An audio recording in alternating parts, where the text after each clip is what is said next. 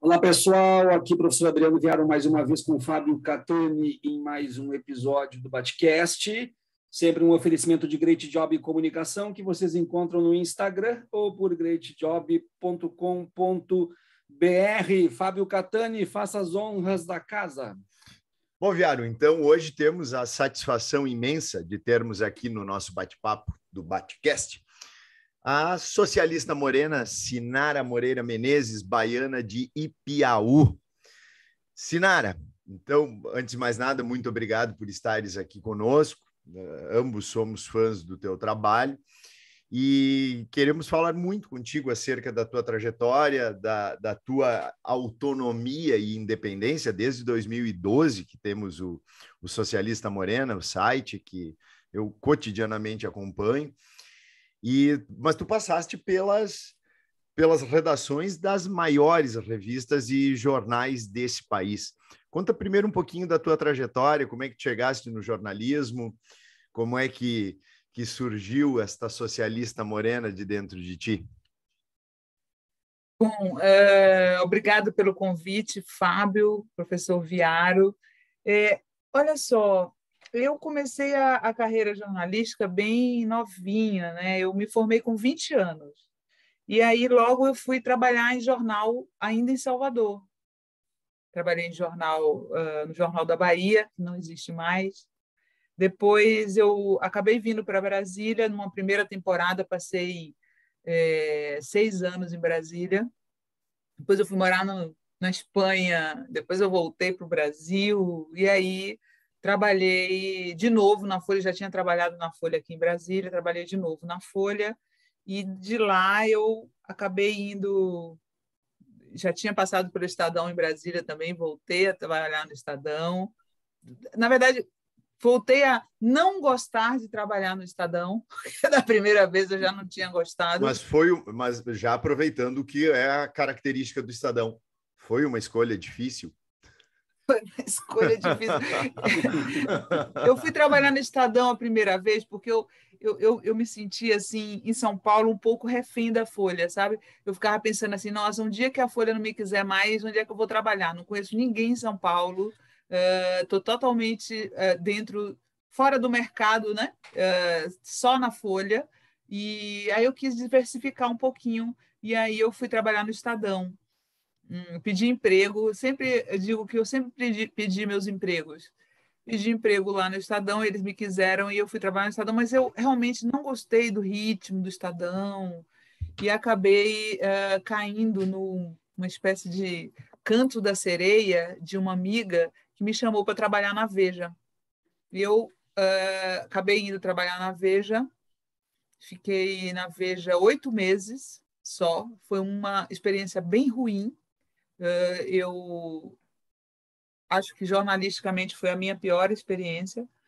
E de lá da Veja eu consegui, para poder continuar trabalhando, né? Porque a gente não sabe que não se pode dar ao luxo de ficar desempregada, né? Eu já tinha meu filho mais velho, e então eu consegui um convite para ir para a revista VIP, que era uma revista masculina da Abril, e me diverti muito lá, foi bem divertido. Fiquei 3 anos na VIP, até mesmo enjoar de trabalhar com esse tipo de jornalismo, que é bobagem, né? Um jornalismo engraçado e tal, mas que não modifica os rumos do país ou o status quo, como eu já sonhava fazer naquela época, né? Já tinha passado a primeira eleição do Lula e tal.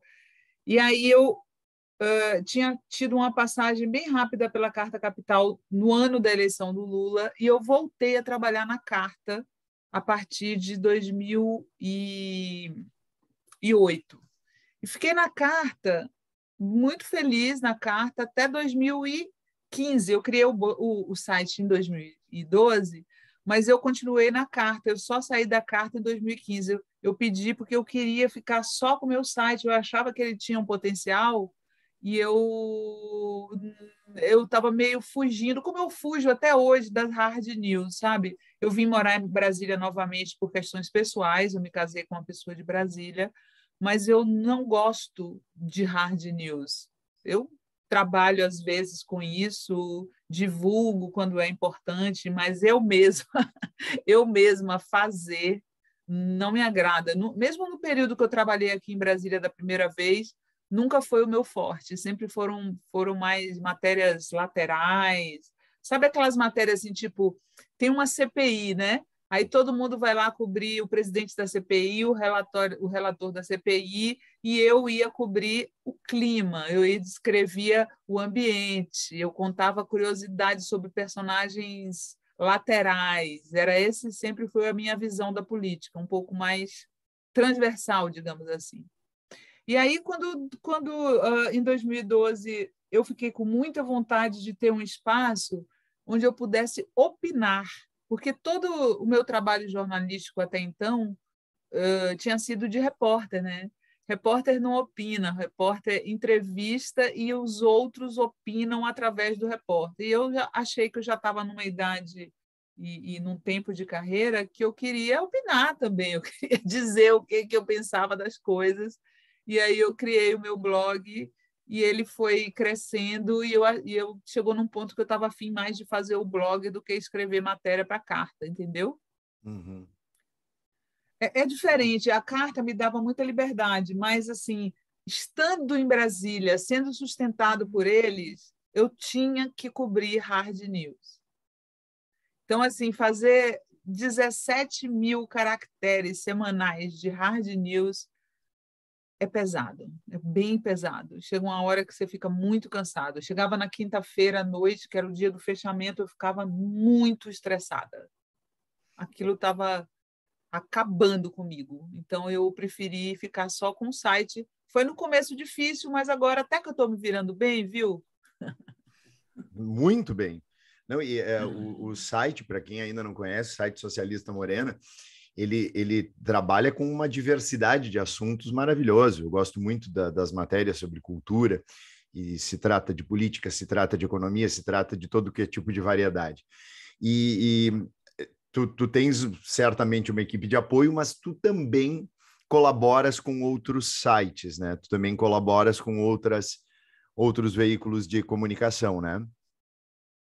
Então, eu não tenho colaboradores. Na verdade, eu faço o site Socialista Morena até hoje sozinha. O que eu tenho são pessoas que escrevem ocasionalmente no meu site. Agora eu tenho um amigo que gosta de escrever sobre quadrinhos e acabou virando colunista do site. Sim, eu vi E tem maravilhosa aquela reportagem sobre os quadrinhos das crianças negras, da juventude ele negra, é muito maravilhosa. bom. Pio Gomes. Então, o Pio está escrevendo direto sobre quadrinhos.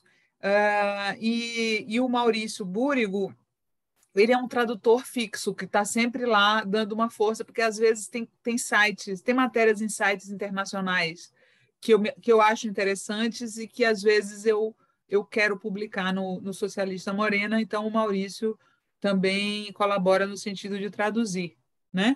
Eu pago um pouquinho para o Maurício, gostaria de pagar mais, mas eu pago um pouquinho para ele.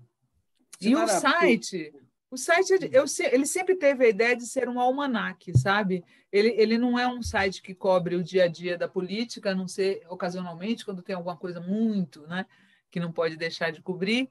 E sobre a colaboração nos outros sites, o que está acontecendo é que eu acabei fazendo uma parceria com o 247, com a revista Fórum, nas lives, né? Então, assim, nas lives, eu faço lives na Fórum e no 247, e com a Fórum eu também tenho uma troca editorial. Eles republicam os meus textos do Socialista Morena, então aí eles acabam circulando tanto na Fórum quanto no Socialista Morena. No 247 também. Uhum. Às vezes Sinara, também o 247 pega algumas coisas e reproduz. Sinara, vocês estão me escutando bem, né? Sim. Sim. Porque para mim estava demorando para abrir aqui a questão do áudio. Sinara, eu queria entrar numa questão que está muito presente agora em todas as redes sociais e em toda a questão jornalística, questão de celebridades e de tudo mais, que é a política do cancelamento. E essa política do cancelamento ela está presente nas redes sociais e presente nos blogs, nos sites e presente nos canais de YouTube. Eu queria perguntar para ti se antes dessa política ser chamada dessa forma, né, da política do cancelamento, já um pouco antes, se tu em algum momento estiveste nesse meio, se foste cancelado em algum momento, se teve uma retirada estratégica, porque tu também mexe num campo aí que muitas vezes é um vespeiro, campo que nós todos estamos ali dentro. Tu já teve algum episódio desse tipo? Olha, eu tive uma época, uma discussão ridícula com a Jamila Ribeiro no Facebook, e acho que ali naquele período muita gente me cancelou, e a cancelou também, né? Porque eu acho que de ambos os lados foi realmente uma discussão patética. Eu me arrependo muito de ter tido essa discussão com a Djamila. Talvez a recíproca seja verdadeira. Do meu lado, eu digo que eu me arrependo muito porque era muito pueril, boba, sabe? Eu acho que foi uma discussão que não fez jus nem a maneira como eu penso, nem a maneira como ela pensa. Mas as redes sociais têm isso, né? Às vezes o sangue sobe a cabeça e você acaba falando bobagem. Mas, assim, cancelada, acho que eu nunca fui, não. Eu nunca falei nada assim a ponto de eu ser cancelada, né? Ontem, esse final de semana, eu assisti um filme muito interessante sobre essa história do cancelamento, que é um filme que se chama Granizo, sobre um meteorologista argentino que Tá na minha lista para ver. Eu salvei já na minha lista. erra uma previsão, né? É muito difícil isso hoje, porque eu acho que o erro é muito. Não é mais. Errar não é mais humano na época das redes sociais. Errar não é mais humano. Se você erra, você é realmente cancelado. Mas, por outro lado, eu acho que muita gente usa dessa história do cancelamento para se proteger de críticas que fazem sentido. Então, assim, o monarca que defendeu a existência de um partido nazista no Brasil disse que foi cancelado. Ele foi cancelado? Ou ele falou uma merda federal? Eu acho que ele falou uma merda federal, entendeu? Universal, não federal. Entendeu? Porque ele diz, eu fui cancelado. Como assim ele foi cancelado? O Mamãe Falei foi cancelado. Ele chegou lá no país dos outros para ficar fazendo insinuações sobre as mulheres ucranianas. Ele foi cancelado ou ele está usando essa história de cancelamento para tirar o corpo dele fora? Então é isso. O cancelamento, essa história de cancelamento, de fato, o tribunal das redes sociais, às vezes, é muito injusto, exagerado em algumas coisas. Eu acho exagerado. Às vezes tem um exagero. Pega uma pessoa ali para Cristo e espinafram e todo mundo vai para cima. Acho que tem exagero. Por outro, tem muita gente que não quer assumir o que faz, que apela para esse raciocínio. É muito cômodo, né? Estão confundindo a questão de ser culpado e condenado e julgado pela opinião pública por algo que realmente falou de muito errado com simplesmente uma situação de cancelamento, né? Eu me lembro, Sinara, quando eu estava fazendo meu mestrado ainda, eu me lembro que teve um artigo acadêmico, meu mestrado eu estudei escravidão no Brasil, e aí tinha um artigo acadêmico que era maravilhoso, o historiador que escreveu o artigo realmente era aqueles artigos que estavam circulando pelo meio acadêmico, algo que é muito difícil de acontecer, porque os artigos vão só para os anais e ninguém lê, né? Mas estava circulando pelo meio acadêmico, e aí veio uma pessoa e viu que nas 30 páginas daquele artigo o autor tinha usado a palavra opção sexual uma vez e não orientação. Botaram no lixo o artigo. Ou seja, nada mais do que estava no artigo servia, porque ele cometeu aquele erro. Então, isso é algo que eu vejo nos cancelamentos na rede social. Pegar uma palavra, um escorregão, alguma coisa que eu não quero e esquece tudo que essa pessoa faz. Agora, eu até quero frisar aqui para os nossos ouvintes, a gente não pode esquecer nunca que no episódio Monarque teve também Kim Kataguiri junto, né? Teve Kim Kataguiri e o Kim Kataguiri ali apoiando. Inclusive, ontem, no novo podcast do Monarque, na outra rede, né, estava o Kim Kataguiri lá, chorou no episódio, disse que estava com medo do que estava acontecendo, falou do Mamãe Falei também. e estava com medo que o amigo se matasse e um monte de coisa. Então, eles criam essa ideia do cancelamento, que eu concordo contigo, nesse ponto não é cancelamento, não. Agora, eu vou te dizer, eu lembro do teu episódio com a Djamila, tá? Eu lembro do episódio, eu lembro da discussão, eu lembro de um amigo meu, inclusive, me chamando para dizer que não conseguia ficar do lado de nenhuma das duas e que estava incomodado com aquilo. Né? Me chamando em inbox, falando para mim, essa é uma, eu me lembro até hoje, ele disse, essa é uma discussão menor, velho. Não tem que estar sendo discutido isso, mas parece que é o que gera engajamento também, é esse tipo de coisa, e ambos acabam sofrendo algum cancelamento de um lado. Catani. Bom, eu vou sair um pouco das redes sociais e voltar para as redações. A gente acompanhou tudo o que conduziu ao golpe de 2016.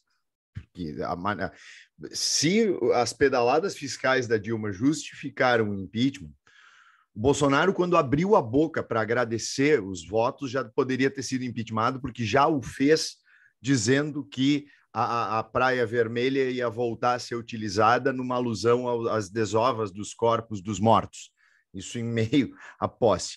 Então, dentro desse período todo, claro que tu estavas na Carta Capital, mas houve uma construção, uma gestação desse período desde, me parece, as eleições de 2010, quando a Dilma Rousseff venceu com o apoio do Lula. Como é que era o ambiente das grandes redações?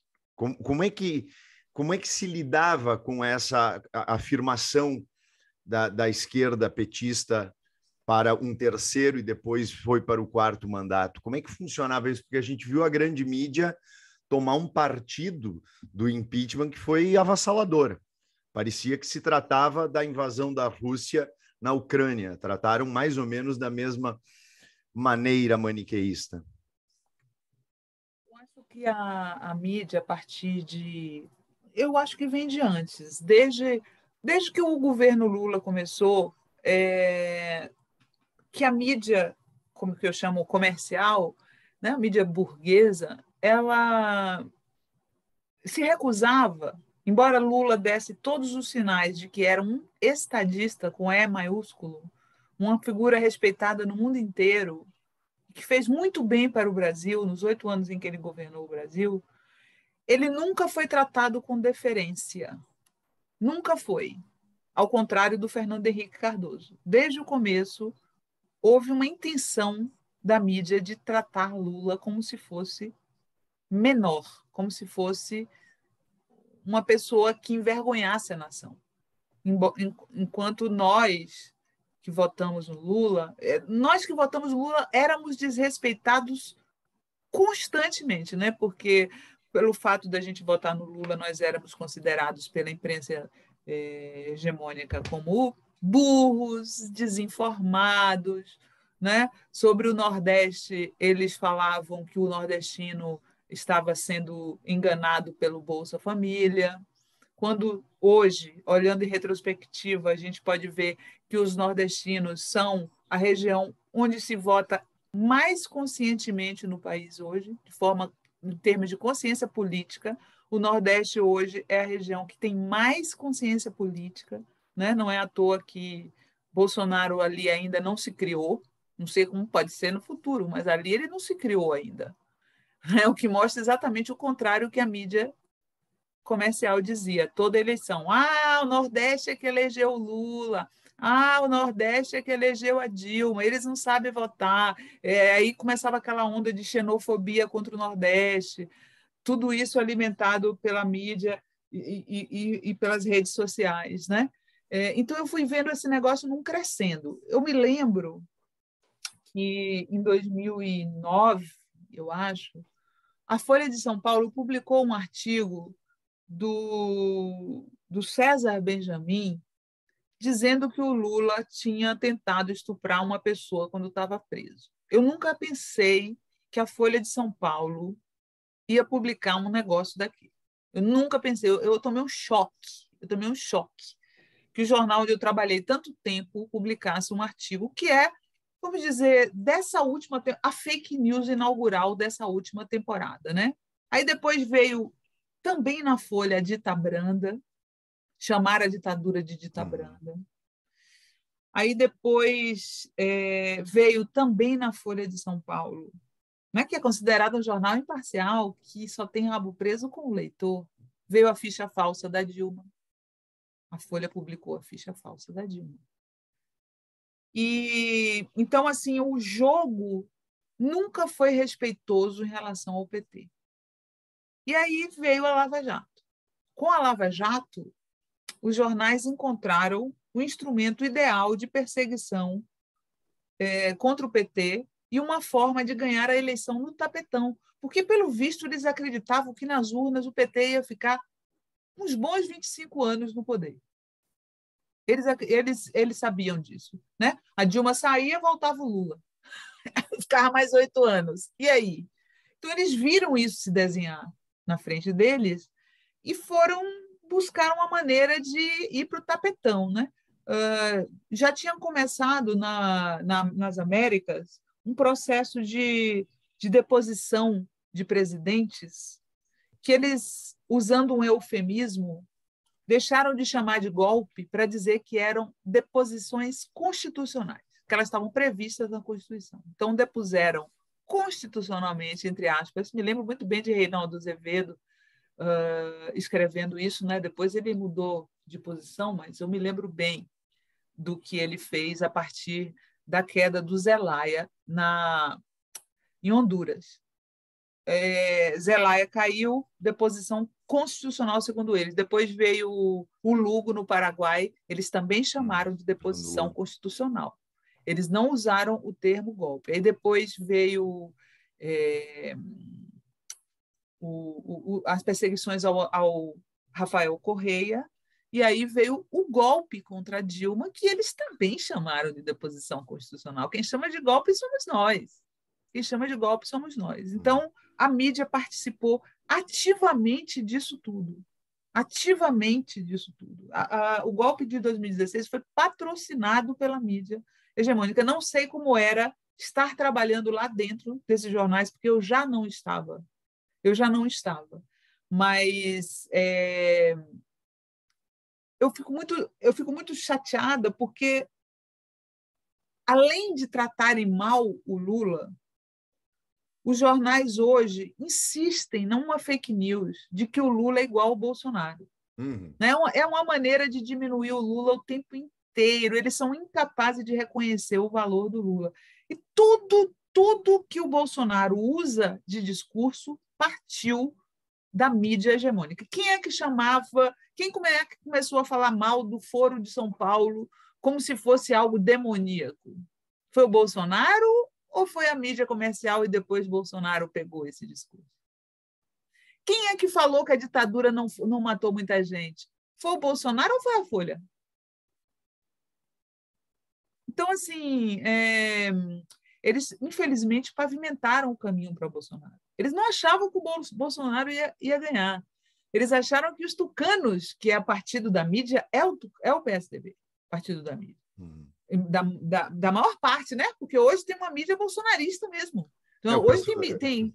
O pessoal da Record, principalmente, é muito forte. Aqui no Rio Grande do Sul, a gente tem a Rede Pampa, o SBT, setores da Band também. Jovem Pan. Jovem Clã, sem dúvida. Agora, então, assim, a questão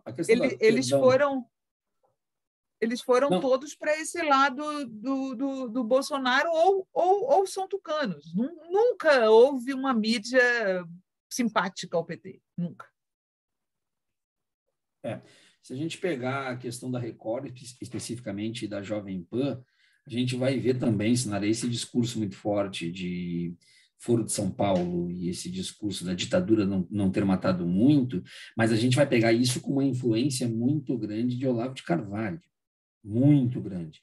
Porque se a gente for pegar, e aí eu posso falar para ti com tranquilidade de alguém que é chamado da esquerda, eu sou chamado pelo pessoal da esquerda como alguém que tem estômago, e eu acho isso engraçado, porque eu assisti mais de 300 aulas do Olavo, li 5 livros do Olavo.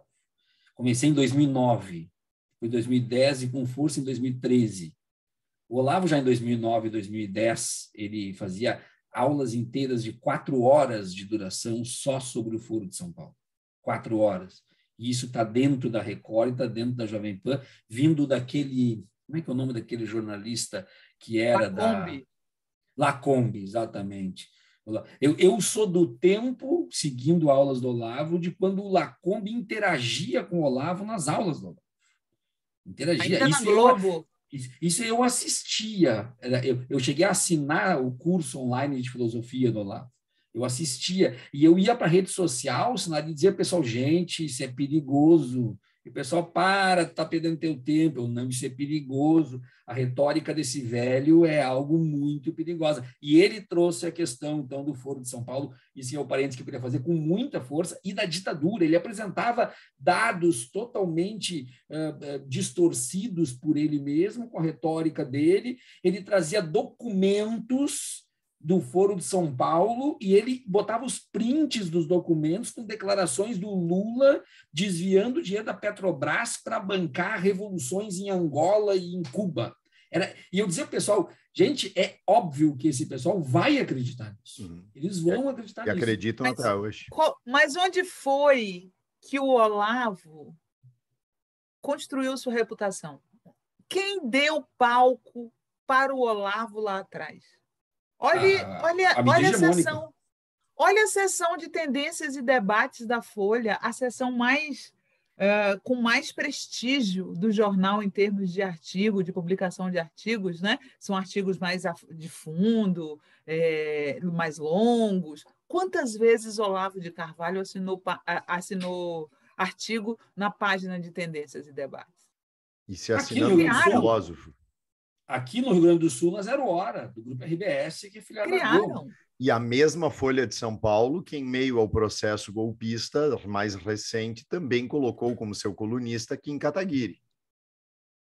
Exatamente. O Olavo escreveu em qual jornal do mundo uma pessoa como Kim Kataguiri se tornaria colunista? Qual a tarimba do Kim Kataguiri em termos de texto para ganhar uma coluna no jornal? Olha, Sinara, eu participei de um debate na Jovem Pan, também tomei porrada dos meus amigos da esquerda, mas eu participei de um debate na Jovem Pan, em que era eu e o Fernando Holliday debatendo, e os mediadores eram 2 mediadores, do meu lado o Guga Noblar e do lado do Holliday o Kim Kataguiri.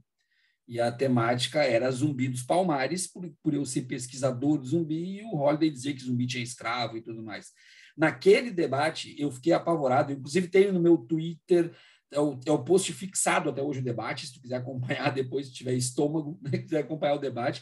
Eu fiquei espantado com a falta de preparo do Kim Kataguiri naquele debate. Ele nem se arriscou a entrar no debate, porque viu que o Guga Noblar estava surfando em cima da burrice dele e o Holliday não sabia mais onde se meter também. Então, infelizmente, é dessa forma que a coisa acontece. Eu me meti lá porque eu precisava, já que o Holliday não queria debater comigo em lugar nenhum, e eu estava chamando há um bom tempo, então eu aceitei debater na casa deles. Mas gostei da experiência.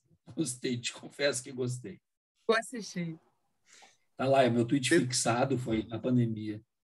Fala, Catani. Dentro desse espaço, Sinara, o Viário trouxe algo que eu gosto sempre de instigar as pessoas que estão no nosso mesmo lado, para que a gente também faça a reflexão. Quais são os negacionismos da esquerda que tu mais percebes? Porque os negacionismos que a direita traz, eles são grandiosos.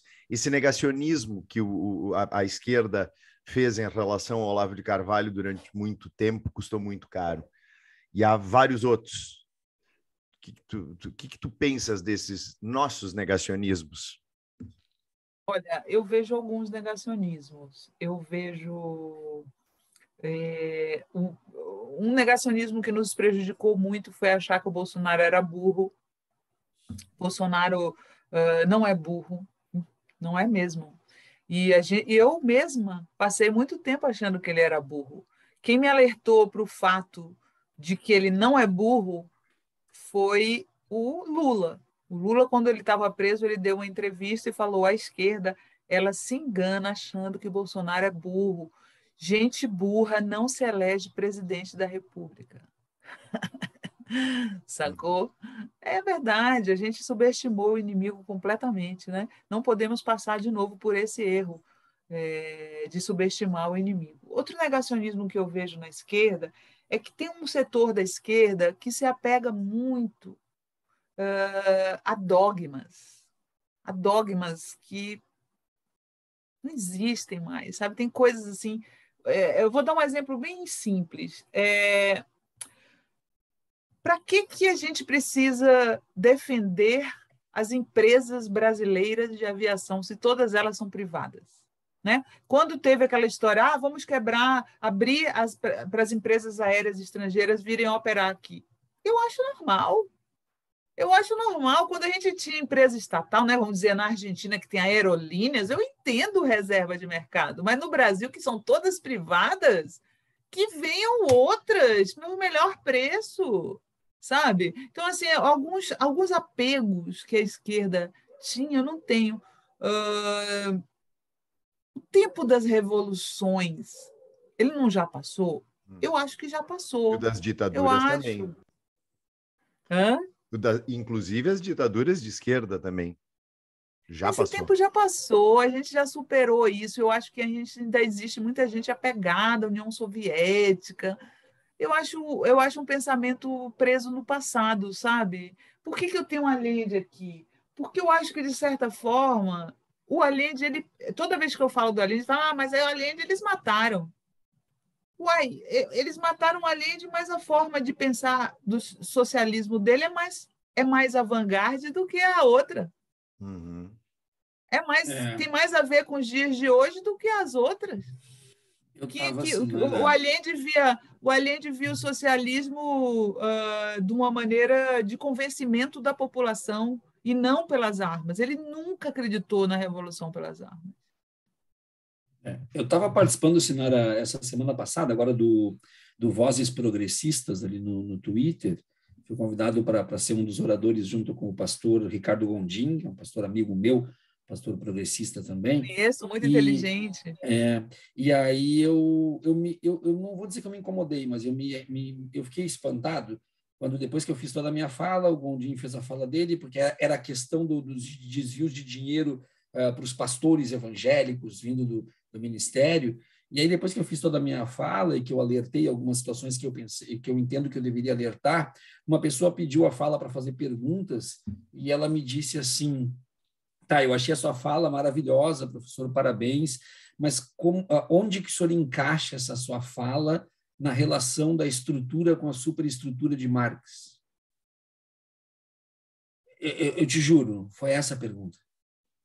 E eu fiquei assim, sinceramente, eu fiquei sem palavras, eu não sabia o que responder, porque eu não esperava essa pergunta, porque a questão é o que interessa isso no meio do que a gente está enfrentando.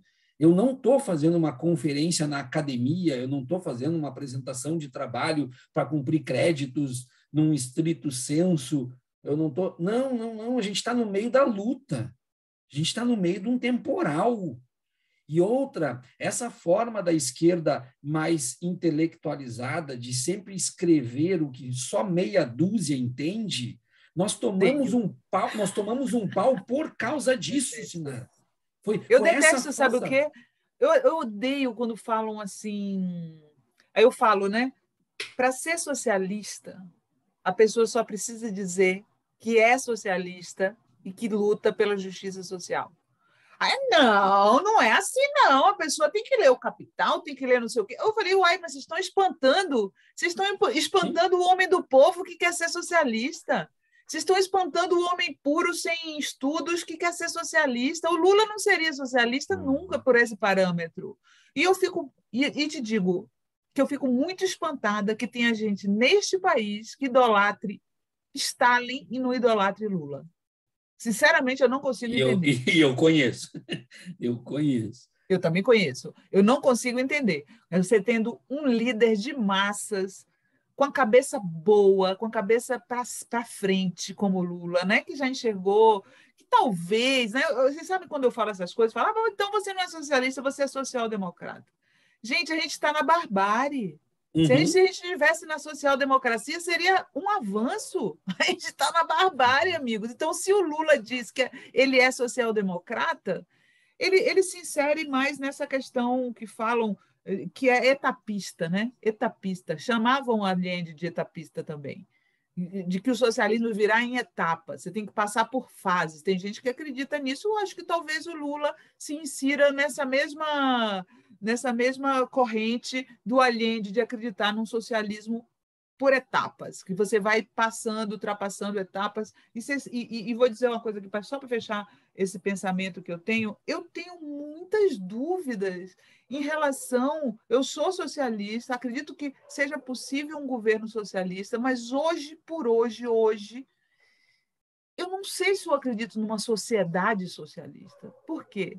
Porque eu acho que nós, seres humanos, nós somos muito diferentes por natureza. A divergência nos é muito natural. Então, por isso que no passado teve expurgo, teve paredão, teve não sei o quê. Por quê? Porque as pessoas pensam diferente. Vocês veem assim a questão indígena, por exemplo.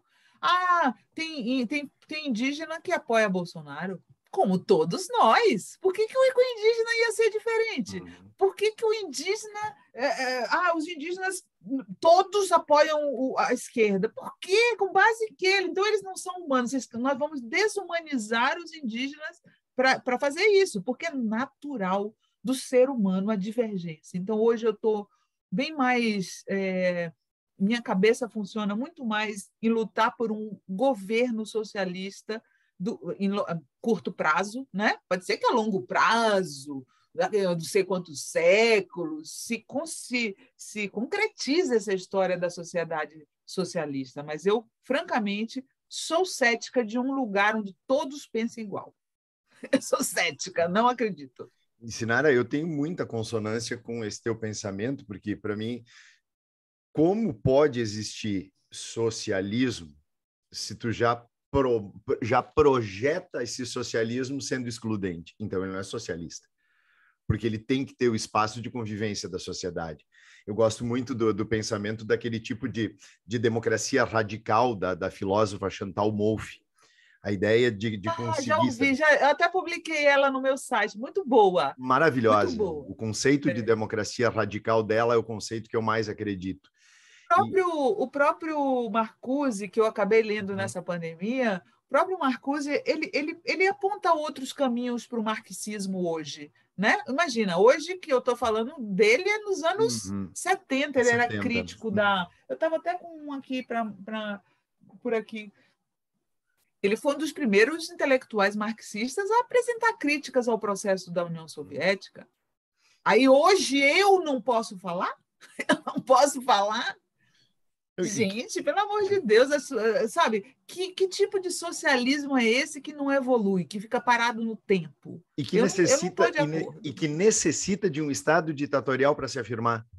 Necessita de um Estado repressor. Isso não é socialismo, e muito menos o princípio de democracia que é fundamental. E me parece só retrocedendo um pouco, voltando ao Chile, me parece que esse pessoal não entendeu, ou pelo menos sequer assistiu ao filme No. Chegaste a ver? Espetacular. Sobre todo... Bom, eu vi no cinema na época. E você sabe que tem um artigo do Darcy Ribeiro, que também participou do processo chileno, que ele ficou muito bravo com a falta de colaboração que ele viu na esquerda chilena.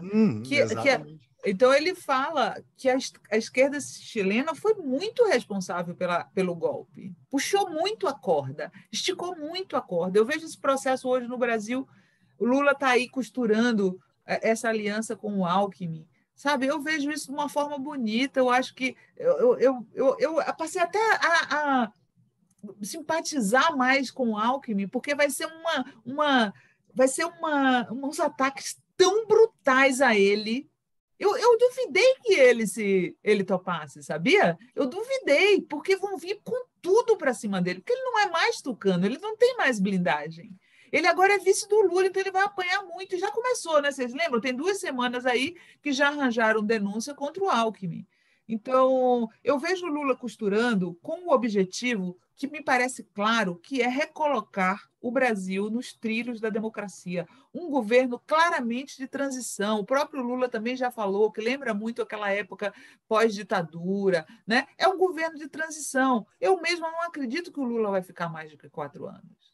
Lula vai arrumar a casa, vai colocar a gente de novo longe dessa extrema-direita, está querendo nos salvar, acho até um puta de um sacrifício que o Lula está fazendo. E aí fica a gente do nosso campo enchendo o saco, gourmetizando esse apoio, sabe? E eu falo, eu tenho o direito de achar boa essa aliança, porque eles vêm na tentativa de intimidação. Comigo não acontece muito essa história de cancelamento, mas acontece muito essa tentativa de intimidar. Eu não posso falar o que eu penso, que vem um monte de gente para cima. Né? Agora, no momento, quando eu falo que eu sou a favor da aliança com o Alckmin, quem vem para cima é o pessoal do Ciro. É chato isso, porque eu não vou para cima deles quando eles escolherem o vice deles. Eu não vou para cima deles. Então, assim, por que eles vêm para cima de mim? Me deixa sossegada. Eu acredito, acho que a saída é essa. Acho que quanto mais apoios o Lula tiver, melhor. Acho que quanto mais chances a gente tiver de liquidar essa fatura no primeiro turno, melhor.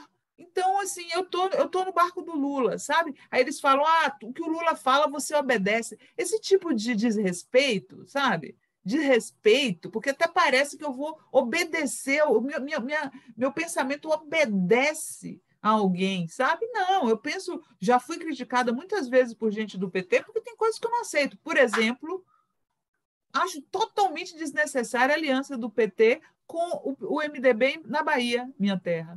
Acho totalmente desnecessária. Acho que o PT na Bahia tem toda a chance de ganhar a eleição sem apoio do MDB. O PT, o Lula é forte na Bahia, o PT é forte na Bahia. Então, assim, em lugares que você é forte, por que você vai fazer uma aliança dessa?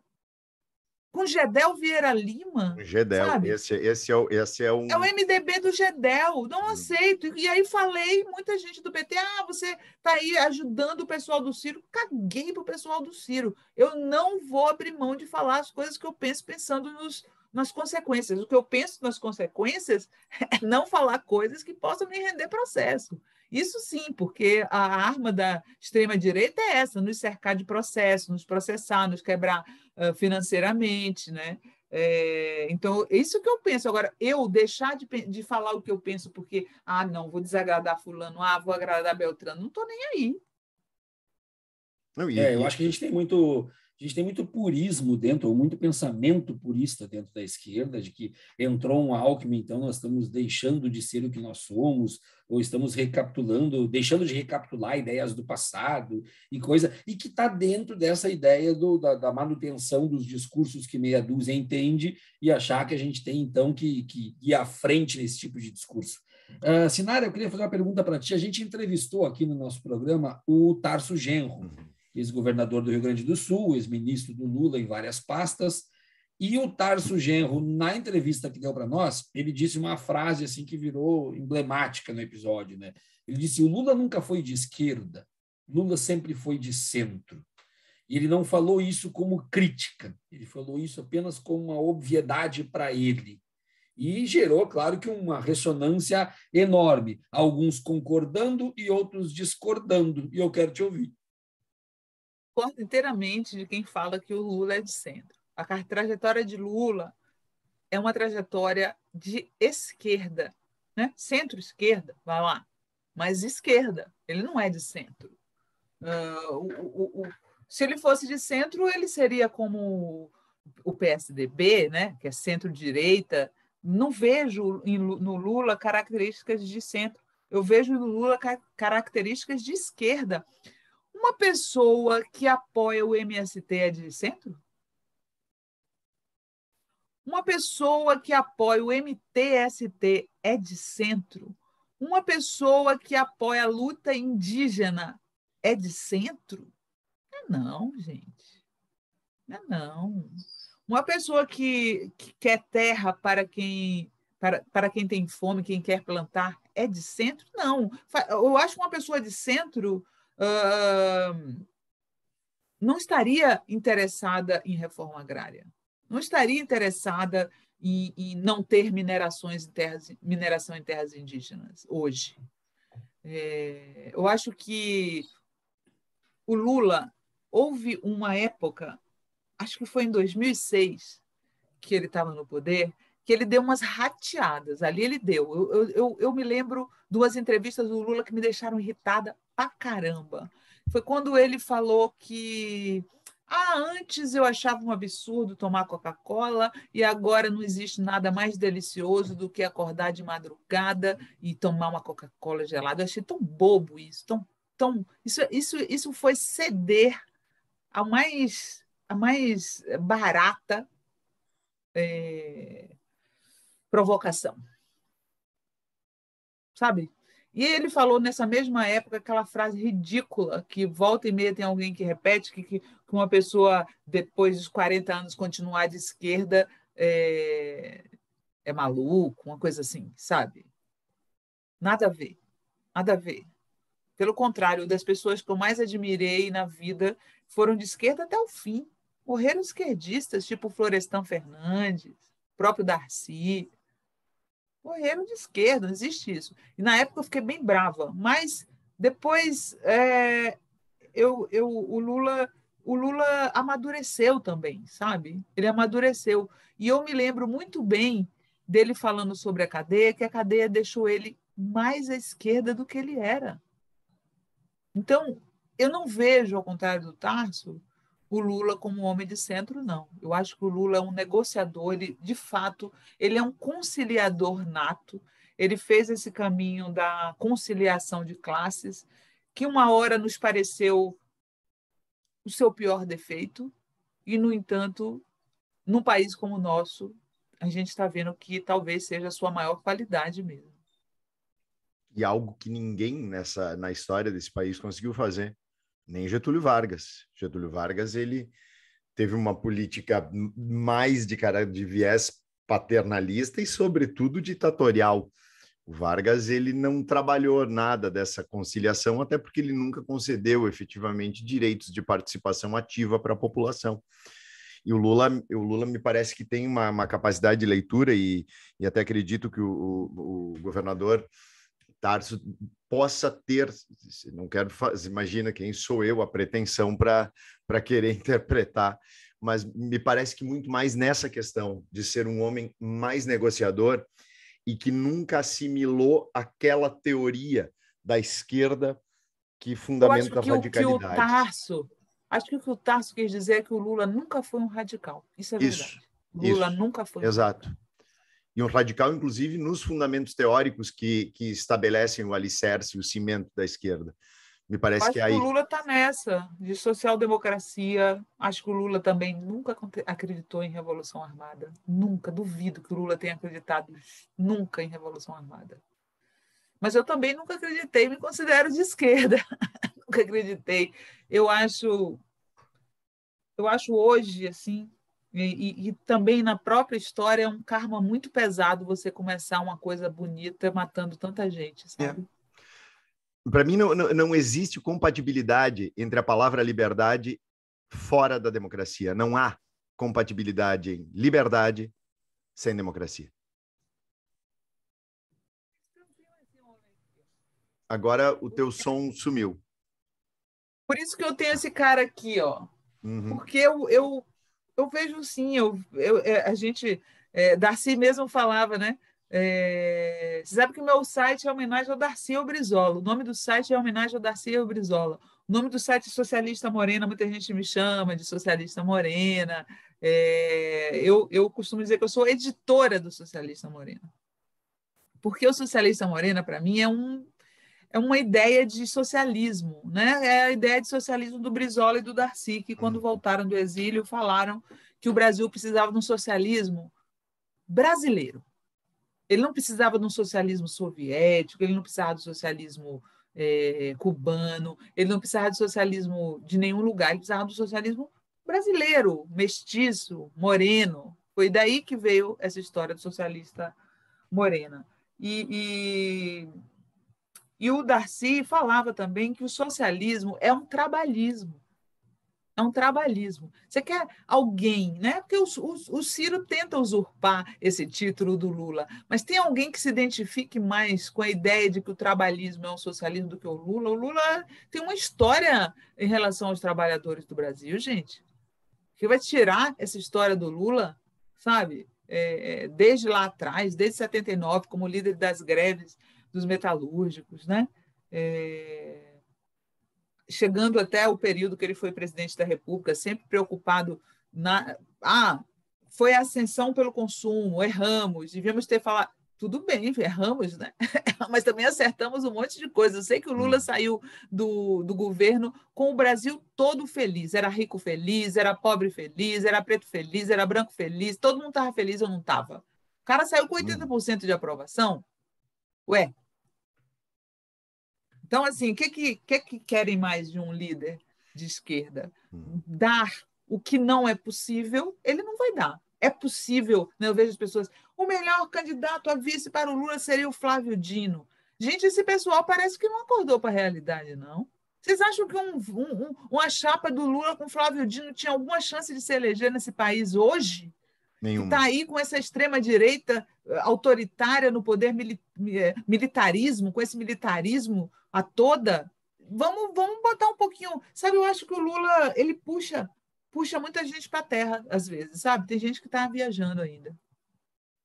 Eu acho que eles queriam realmente uma chapa pura, né? Uma chapa de um socialista com um comunista, de trazer um Stalin para dentro da eleição, e às vezes me parece, Sinara, que essa gente que faz esse tipo de discurso dentro da esquerda não está preocupada em ganhar, não está preocupada em melhorar o país, não está preocupada apenas em se manter ali, aquela coisa bem PCO, bem PSTU, não importa quantos votos, a gente vai morrer junto até o final, abraçado. Não. Eu tenho um inimigo em comum, chama-se Jair Bolsonaro.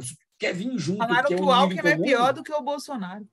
Falaram que o Alckmin é pior do que o Bolsonaro, gente. O Rui Costa Pimenta falou que o Alckmin é pior do que o Bolsonaro. Eu não aceito essas coisas, desculpa. Não, mas eu vi chamarem o Alckmin de fascista. Fascista. Essa semana. Eles são operários, eles trabalharam onde mesmo? Onde é que eles trabalharam, hein? Eu não sei, eu só sei que está o filho pendurado, a filha pendurada. Eu vejo esse pessoal de muito pouco operário no PCO. Não vejo o lado operário nenhum deles. Eu sei que quando eles ouvirem isso aqui, eles vão ter uma nova onda de ataques a mim, mas eu não estou nem aí. Eles saíram em defesa do Monark, né? Saíram em defesa, postaram, fizeram uma postagem em homenagem ao Monark, que a pessoa, sim, tinha que ter o direito de defender um partido nazista, porque isso aí é democracia. Liberdade de expressão. Isso, liberdade de expressão. Como é que estamos de tempo, Catani? Temos mais 9 minutos.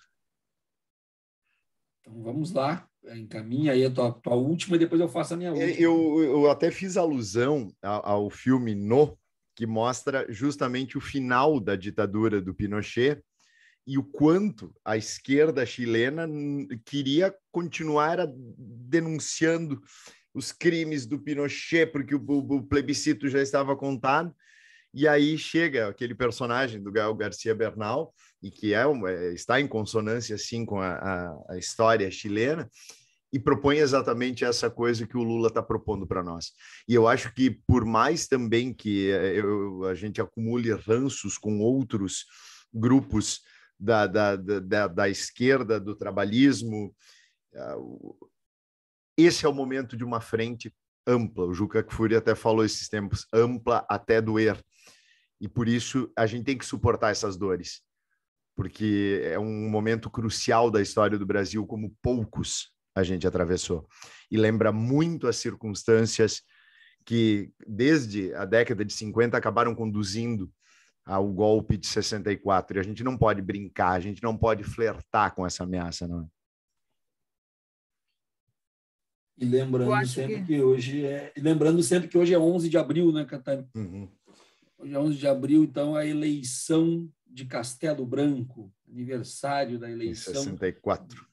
Do primeiro ditador. Eu acho que o foco hoje dos progressistas, da direita liberal, a dita direita liberal, hoje deve ser tirar Bolsonaro do poder. Né? Já faz tempo que eu estou dando essa bandeira branca para a direita liberal, viu? Porque um direitista, um liberal direitista que se preze, ele preza a democracia tanto quanto a esquerda. Ele sabe que faz bem para as ideias dele, que o país se mantenha civilizado, né? Que tenha um leque amplo de partidos e de pensamentos políticos. Né? Quando você começa a querer esmagar, né? Fuzilar a petralhada, esse tipo de coisa, não é bom nem para os vermelhos, nem para as pessoas de esquerda, nem para os liberais. Não é bom para os liberais. Historicamente, o nazismo se criou porque os sociais-democratas não conseguiram se juntar com os comunistas. Né? Parece que as pessoas não aprenderam a lição. Então, hoje eu fiquei vendo umas notícias dos Estados Unidos que me deixaram muito, muito preocupada, né? Porque a mídia, a Jovem Pan, a Fox, que é a Jovem Pan de lá, levada a sei quantos, começou a fazer pegar uns vídeos do Biden e transformá-lo e cortar o vídeo no momento certo, fazer edições para transformar o Biden num gagá, numa pessoa senil, né? Uma coisa de etarismo mesmo, preconceito de idade, que rola muito. Infelizmente, eu já vi gente aqui no Brasil, do nosso campo, fazendo a mesma coisa. O Biden está gagá e não sei o quê, bam, bam, bam. E hoje eu fiquei lendo uma matéria falando que a Fox manipulou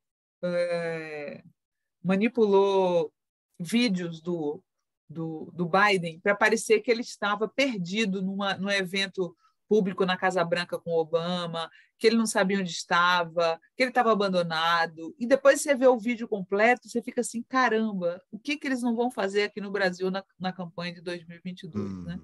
E eu vejo muita gente do liberalismo lá do americano se juntando a isso. Não, Biden e Trump tanto faz. Tanto faz? Será que tanto faz mesmo? É bom para. Agora estão querendo aprovar nos Estados Unidos uma lei sobre. É uma espécie de kit gay dos Estados Unidos, anti-kit gay. Eles estão criando a narrativa do kit gay nos Estados Unidos para prejudicar o Biden. Olha que loucura. Aí, se eu publico no meu site isso, vão vir essas pessoas do Brasil e dizer assim: olha lá, ela defendendo o presidente dos Estados Unidos. Olha o socialismo dela que defende. Primeiro que o meu site é jornalístico. Eu escrevo sobre o que eu quiser lá. Ele tem um nome de socialista morena, mas eu não estou o tempo inteiro falando sobre socialismo. Estou falando sobre notícia. A minha profissão não é socialista, a minha profissão é jornalista. Então, assim, jornalisticamente, eu vou publicar essas coisas. Eu vou mostrar que está tendo uma manipulação forte lá. Vou defender o Biden? Não. O que eu estou defendendo é que eu não quero que aconteça aqui no Brasil a mesma coisa. Eu quero alertar as pessoas sobre o que está acontecendo lá, o que a extrema-direita está fazendo lá, porque vai acontecer a mesma coisa no Brasil. Eles vão fazer a mesma coisa, eles vão tirar vídeos do Lula do contexto. Então, a gente precisa estar muito preparado. Muito. Vem muita coisa por aí.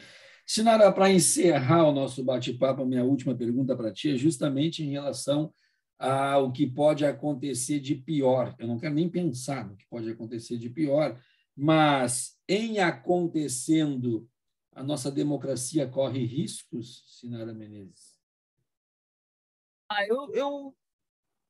Eu sou baiana e um pouco supersticiosa, então eu não gosto de pensar em coisas que eu não desejo que aconteçam. Então, para mim, o Lula vai ganhar, se possível, no primeiro turno. Vou trabalhar para isso, vou ajudar, vou fazer a minha parte. E acho que todo mundo tem que fazer a sua parte. Eu acho que a gente tem que pensar estrategicamente como ganhar essa eleição, e com uma diferença brutal, tem que ser uma diferença boa para poder ele não ter condições de pensar em fazer nenhum tipo de aventura. É isso que eu penso. Eu não penso nas outras hipóteses, não. Eu só penso nessa hipótese. a hipótese da gente eleger Luiz Inácio Lula da Silva, 20 anos depois, presidente do Brasil de novo. Bom, eu faço as honras finais. Ontem tive a graça de estar assistindo ao teu conterrâneo Caetano Veloso, mais uma vez, amo esse homem de paixão. Gilberto Gil, imortal. Eu só não gosto mesmo na Bahia do Bobô, porque em 1988 ganhou um campeonato brasileiro do Internacional e isso me fez guardar mágoa com ele. Aqui em casa tem um Internacional, também tem um Colorado, meu marido é gaúcho. Ah, ele é torcedor do Inter também. Então, vocês dois são Inter? Compartilha os dois. Somos dois colorados. E eu moro... porque ele divide o mundo entre Internacional e Grêmio. Se a pessoa for Grêmio, a chance dele antipatizar é alta. Eu moro a 300 metros do estádio do Inter. Moro a 300 metros do estádio do Inter. Mas eu não entendi, Sinara. Tu fez uma menção de que a divisão do mundo não é essa. O mundo é dividido entre colorados e gremistas. Eu até estava achando que ela tinha entendido melhor o mundo, mas ela não entendeu. Mas, Sinara, muito obrigado. Aqui é Fábio Catani, eu e o professor Adriano Viaro tivemos a satisfação de ter conosco Sinara Menezes. Tchau, tchau, galera. Obrigada. Um abraço. Tchau. Não.